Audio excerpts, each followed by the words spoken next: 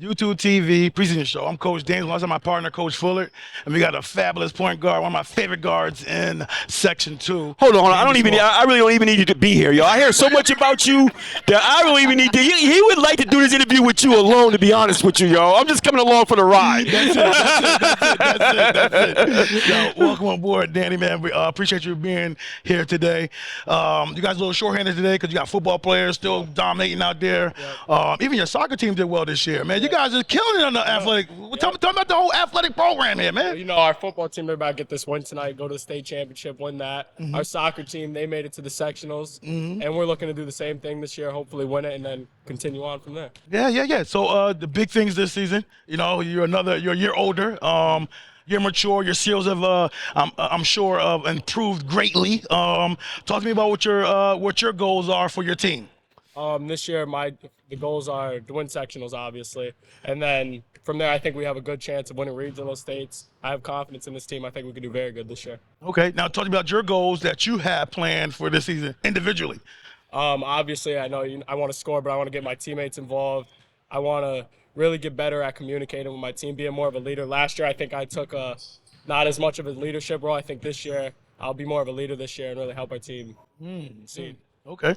All right, so break down leadership in increments about what it means to you, and what does that look like? You know, it's being a good teammate. It's being like a good role model. It's always talking, giving energy. It's just being there for your teammates, installing confidence in them, like I said in the last interview. That's what I really try to do in everyone, make sure we have confidence. So how do you approach – that's all fine and dandy, but we have sticky situations that happen on the court. We have sometimes that guys need to be addressed about certain things. How do you go about that as a leader?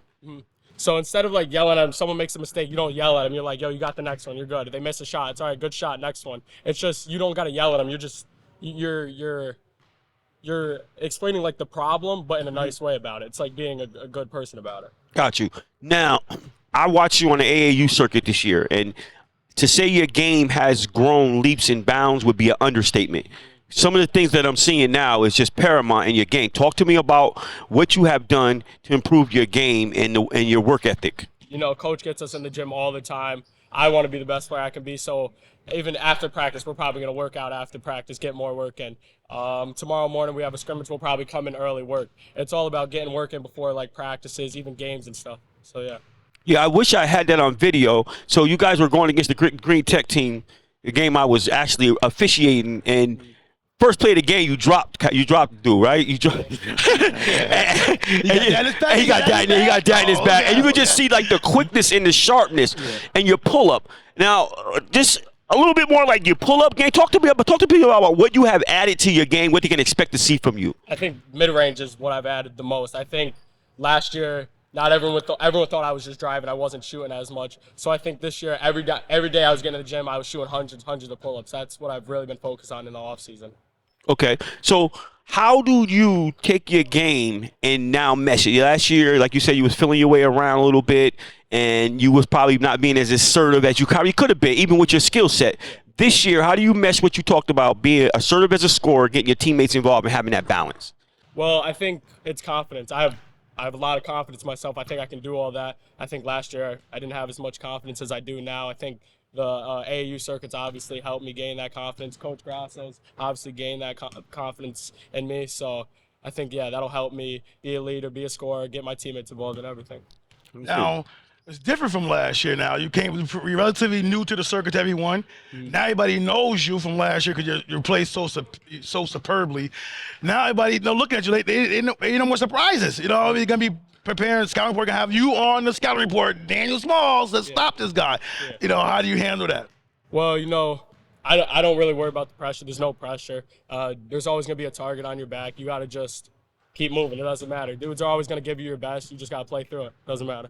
Now, what I will tell you is that, and this is good stuff right here, when a target does get on your back and all of that, and people begin to game plan for you, one of the things I can say about this kid is that he's out game planning them because he's in the gym.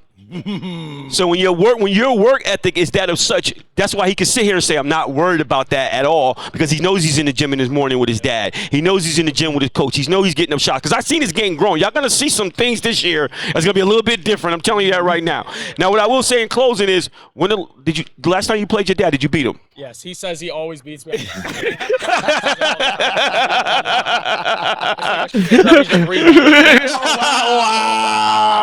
Dad, what's up with that?